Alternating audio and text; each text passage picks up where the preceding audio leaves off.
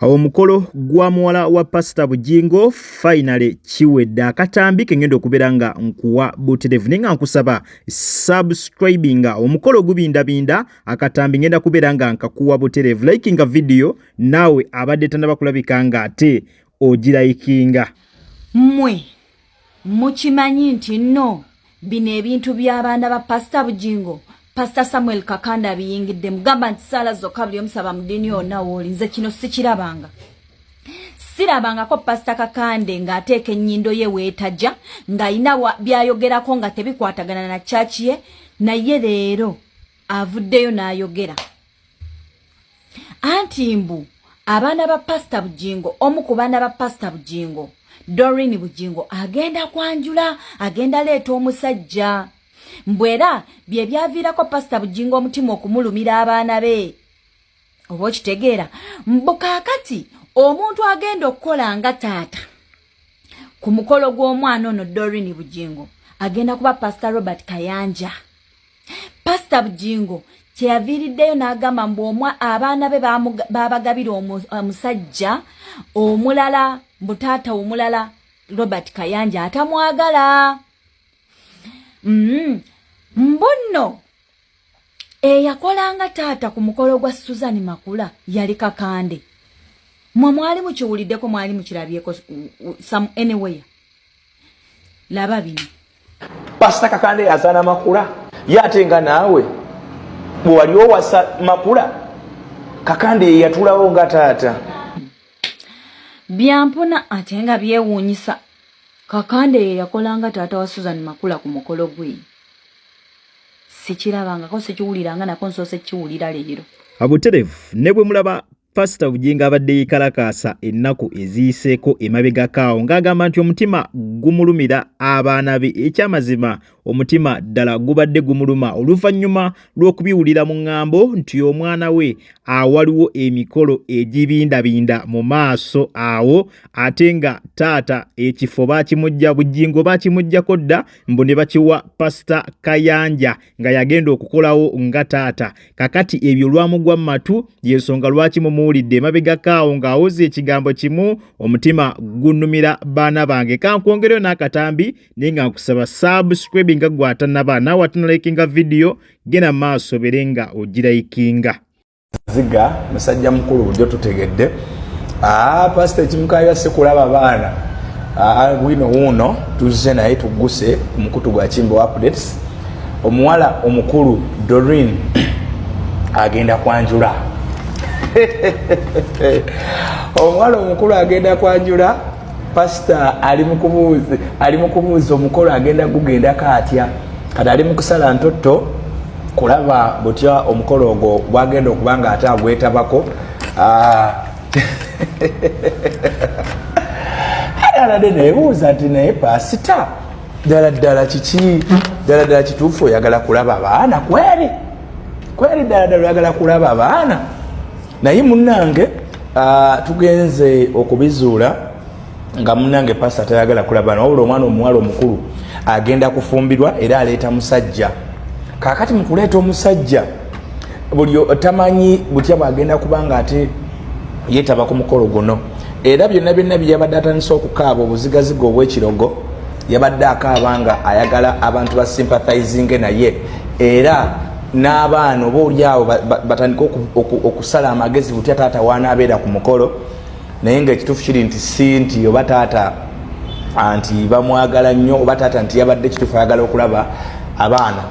Kati emberebeze endala eriwo mu nsonga eyo ye Pastor Robert Kayanja era okusinza ku bifa munda biraga nti Pastor Robert Kayanja yayinza okutuulawo nga taata ow'abaana bano ye bano Bugingo talina baaluganda olwo gwe twalaba e Kanani yava e Rwanda. Anyway bwino ayongedde okuyika ku mmeeza yaffe eya Kimbo updates era njagala okuwasaba okusubscribinga ku channel yaffe.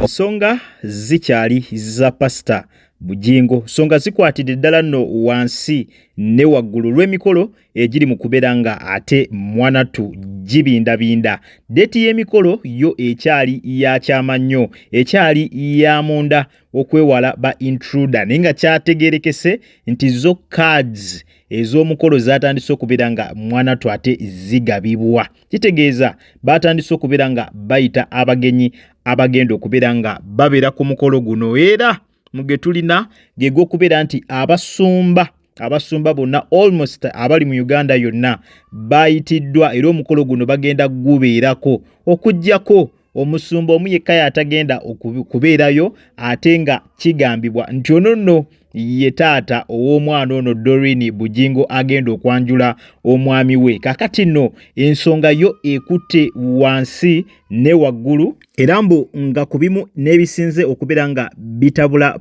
Pastor Bugingo kyekyokubeera nti mwanatu yagawulidde, ate nga yagawuliridde mu nkuubo nti omwana we agenda kwanjula, naye si yagenda okukola obwataata, wabula omulimu ogwataata baagugabye dda, era nga baagugabidde omusumba Pastor Kayanja.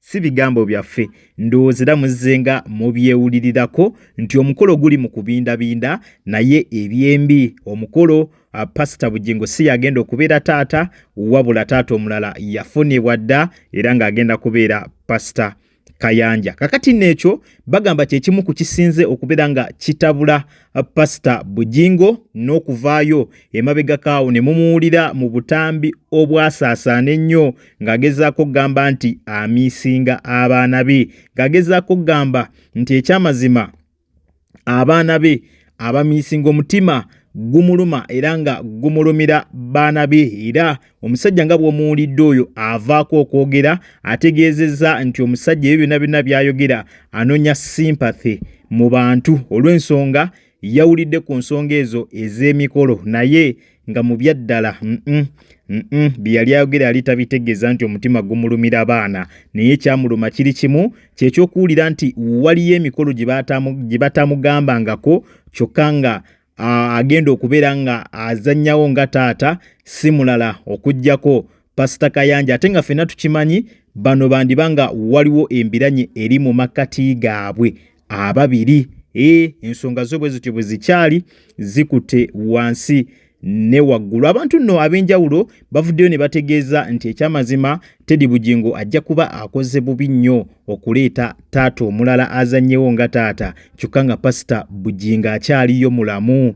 Abantu abamu we bagamba, abalala ne bagamba nti ekyamazima kyo Teddy Bugingo abeera akoledde ddala amakula okuleeta Pastor Kayanja nga taata, nga Pastor Bugingo gyali, kubanga okusinziira ku ngeri gye yabayisaamu eggaali n'abavuma n'akwata ne muwala we n'amugoba ne ku mulimu ku Salt, mwenna mwabimanya, n'amuggyako n'emmotoka ya kampani.